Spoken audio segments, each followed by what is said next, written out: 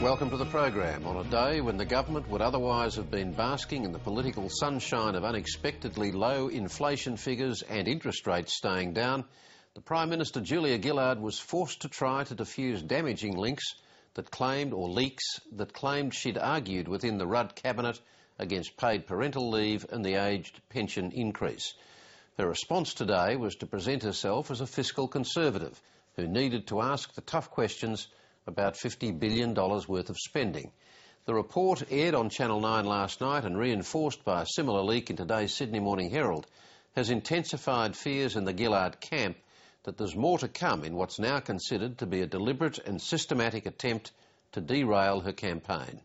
Kevin Rudd was making no comment today beyond a statement issued last night that he doesn't comment on cabinet deliberations and remained committed to the government's re-election. Shortly, I'll be talking with Deputy Prime Minister Wayne Swan about his old friend Kevin Rudd. But first, this report from political editor Heather Hewitt. You're a butcher, Rabbit. Oh, really? Okay. Now, what of those vitamins do you think I should be taking? We've got a few young voters here. It's quite exhausting, isn't it, eh? Yes, I've already done 2 coffees today. So what time's class start this morning? We've got to catch a bus like now. I was going to come for a slice of crisps. The old days. It's a bit hard to have unstructured contact with the public here, isn't it?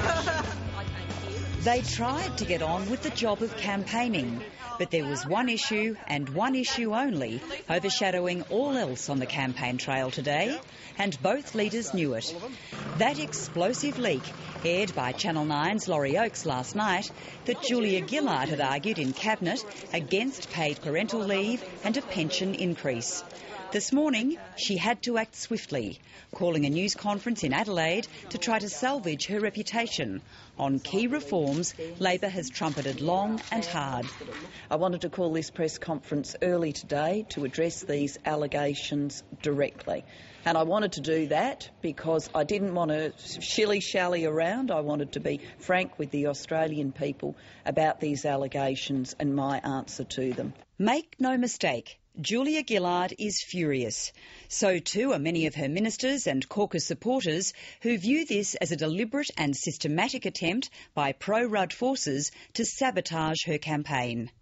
This is not the first leak to Laurie Oakes that's been highly damaging to Julia Gillard. The first came just before the election was called, alleging she'd reneged on a deal to allow Kevin Rudd a chance to improve his poll ratings. There are growing fears at the most senior levels of government there'll be more. Julia Gillard needed to come out fighting at what would arguably be the most important news conference of her Prime Ministership so far. I want to give people this insight into my decision-making. Between the pension rise and paid parental leave, we are talking about expenditure of more than $50 billion over the next 10 years. $50 billion. That's a lot of money. And so when these proposals were made, that we increase the pension, that we create the paid parental leave scheme, the question at the forefront of my mind was, are they affordable? There was no denying that she had her doubts, as she then sought to portray herself as fiscally responsible. I understand that some might say if you don't sign on the bottom line, if you don't sign on the dotted line as soon as a proposal's put in front of your nose, that somehow you lack passion or enthusiasm for it. Frankly, I believe that analysis is completely ridiculous and absurd. You can be passionate about doing something and hard-headed in getting it done. So if people want a Prime Minister that will have $50 billion of expenditure put before them and sign away without even a question asked, well, I'm not it. Well, I just make this point. If she was as vigilant questioning these costs, why wasn't she as vigilant questioning the costs of the Pink Bats program? Or even more so, as vigilant questioning the costs of the school hall program? It was the obvious response by Tony Abbott and one Hill Hammer. The opposition can't believe it's good fortune it's been served such ready ammunition during an election campaign.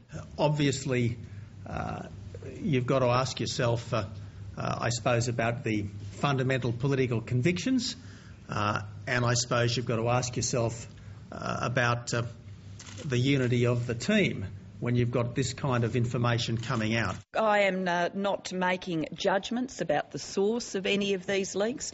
The only person in Australia who could tell you that is Laurie Oakes. I just don't want to get into who might have done it, why it might have been done. I just say that it's obviously a deeply dysfunctional government, and why would you re-elect a government as dysfunctional as this? How worried are you that it was Kevin Rudd that's been linking against you? Well, I can only just repeat what I've said to you then. You're making an assumption. I'm not prepared to join you in that assumption. But plenty of assumptions are being made within Labor ranks, and most of the finger-pointing goes directly to Kevin Rudd and his backers. The former leader is making no further comment beyond a statement last night that he had not made, nor would he make comment on Cabinet deliberations. He said he remained committed to the re-election of the government. Kevin Rudd, will he still be given a senior role in your Cabinet after the next election if you do win, or will he have to look for another job? Of course, Kevin Rudd will be offered a senior position in my Cabinet. It's a response she has to stick to, but the chances of it becoming a reality if she wins the election look slimmer by the minute, with one senior minister claiming privately that at the very least, Kevin Rudd can kiss his hopes of becoming Foreign Minister goodbye forever. As for Julia Gillard, it's the claim that she opposed paid paternity leave that appears to have stung most, and one she's keen to address. It amazes me that people would suggest, given who I am and what I've done with my life and the things that I have done across the course of my life to see equality between Australian women and men, that I wouldn't support a scheme that women in this country and men in this country have argued for decades and decades. But there are voters who'll now have doubts. Julia Gillard will have to stress her support for the scheme throughout this campaign, which she attempted to get back on track today by announcing stormwater projects to boost town and city water supplies. The government was also buoyed by lower CPI figures, which means there's unlikely to be an interest rate rise in the campaign.